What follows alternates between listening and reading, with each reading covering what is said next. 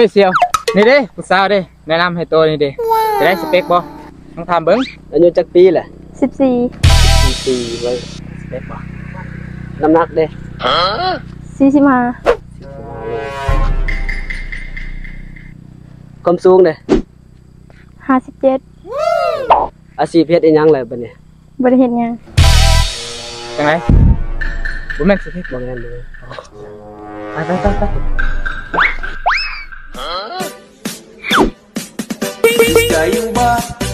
เฮ้ยนี่ดิผู้ใหม่เด้จะได้มึงเบิ่งสเปคบ่ลุกขึ้นเบิ่งน้อง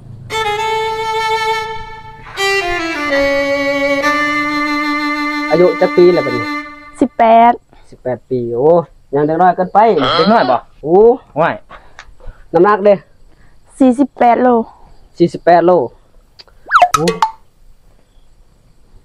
สิอ้วนๆนะโอ้บ่เป็นหยังความสูงเท่าไหร่แม่น55โอ้ยเตี่ยโพดกลัวพอดีเลยได้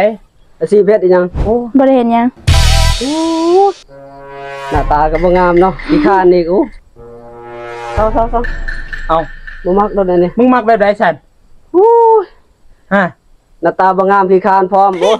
ไปจะได้เอามึงบ่เอาบ่นี่โอ้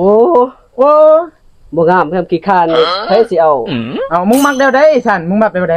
โอ้การที่เฮาเลือกคู่ชีวิตมันบ่แม่นเรื่องง่ายเด้เราต้องเบิ่งคักแน่แบบให้ดุเฮ็ดเวียกเฮ็ดงานแน่บ่แม่นขี้ร้ายแล้วยังขี้คร้านนี่โอ้บ่ได้เอาแน่นั้นว่ะไปเมื่อแต่กูว่างามเลยได้นี่แหละโอ้คันเลือกคนแบบนี้หั่นบ่เอาเมียดีกว่าสัตว์นี่ฉันกูหาให้มึงคนสุดท้ายเลยได้นี่กูหาโอ้สุดท้ายก็อย่าไปโอ้ยบ่เอาดอกขี้คร้านโพด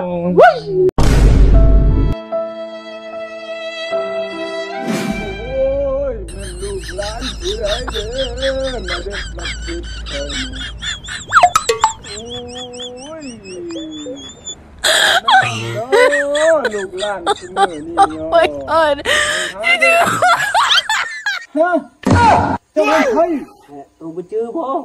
มึงเป็นคนมาลักมักเพชรคอยบ่นี่ไอ้โหดิมาโอ้เฮามีกันกันน้อยเด้ตัวเลือกคู่ให้อันนี้โอ้แม่นป้าอันบ่แม่นโตไปจังได๋มาจังได๋จะให้โตหาเมียให้เฮาตีฮ่านเห็นบ่เฮาว่าแล้วเดี๋ยวนี้เท่าดีดอกแล้วต้นนั้นเฮาหาให้โตได้โอ้หาให้แน่